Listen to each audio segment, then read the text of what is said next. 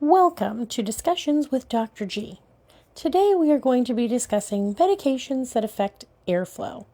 I am your sarcastic and humble nursing professor, Dr. G. All right, let's kick things off with bronchodilators because if you're working with airflow disorders, you're going to be talking about these a lot. So, beta-2 agonists, these are your bread and butter, but and I cannot stress this enough, not all bronchodilators are created equal. You've got your short-acting ones, like albuterol. Think of it as the 911 of inhalers. You're having an asthma attack? You grab albuterol. It's the rescue inhaler, the one you want in your pocket when things go sideways. Then you've got the long-acting ones, like salmeterol or formoterol. These are more like your daily vitamins. Maintenance, not emergencies. They keep things under control over time. But if you're gasping for air, they're not going to save you in the moment. Now let's talk side effects because these meds are not all sunshine and rainbows. Albuterol can make you feel like you've had, 10 espressos, tremors, nervousness, your heart's racing like you just saw your ex at the grocery store. And if you've got heart disease, you really got to be careful. Tachycardia, palpitations, even angina can pop up. And here's the kicker, guys. Sometimes, very rarely, you can get paradoxical bronchospasm. Yeah, you heard me right. Your rescue inhaler might actually make your airways tighter. The universe has a sense of humor, apparently. Don't even get me started on mixing up your inhalers. Picture this. Patient comes in, wheezing, clutching their maintenance inhaler like it's a lifeline. Turns out they'd been using their salmeterol for acute attacks instead of their albuterol. I mean, bless their heart, but that's like trying to put out a fire with a garden hose. So teach your patients rescue inhaler for emergencies, maintenance inhalers for daily control, and always check what they're actually using when they show up in distress. All right, let's slide into the world of methylxanthines, specifically theophylline. Honestly, this one's a bit of a relic, but you'll still see it, especially when nothing else is working. The thing about theophylline is it has a very narrow therapeutic window. So it's basically like a tightrope or walking a tightrope in heels. 5 to 15 micrograms per milliliter.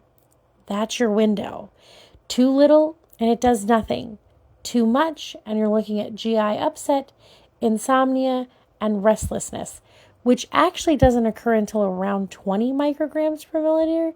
And if you really overshoot, this is over 20 micrograms per milliliter, we're talking dysrhythmias, seizures, and possibly a fast track to the ICU. So you gotta monitor those serum levels like a hawk and tell your patients no caffeine. I know that's cruel, but caffeine plus theophylline is a recipe for disaster since caffeine is also a methylxanthine. All right, now we've got inhaled anticholinergics like ipratropium. These are great for COPD, sometimes asthma, usually in combination with a beta-2 agonist. Side effects? Anticholinergics. Think dry mouth, Sahara Desert, hoarseness, and a bitter taste that'll make you question your life choices. And if your patient has a peanut or a soy allergy, double check the formulation. A lot of them are made with soy lecithin. Also, if your patient has glaucoma or urinary retention, you're going to use it with caution because, again, it is an anticholinergic. The good news? Not a ton of drug interactions. Isn't that a nice change of pace? All right, let me give you a real world scenario. You have a patient with COPD and heart disease on theophylline, ipratropium, salmeterol, and a new random antibiotic. This is like juggling chainsaws. Drug interactions are everywhere. Theophylline levels creeping up because of the new antibiotic. Heart rate is all over the place. The patient's poor mouth is so dry, they can barely talk. You really have to keep an eye on these patients, guys. Checking for toxicity, making sure they're spacing out their inhalers, and please remind them, ipratropium is not the rescue med. I can't tell you how many times I've had to say that. All right, let's talk long-term control.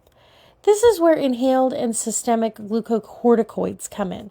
Inhaled steroids like beclomethasone, budesonide, fluticasone, they're the anti-inflammatory heavy hitters. Oral corticosteroids like prednisone are for when things get really, really out of hand. The side effects, guys. Oy. Inhaled steroids can give you hoarseness as well as oral thrush.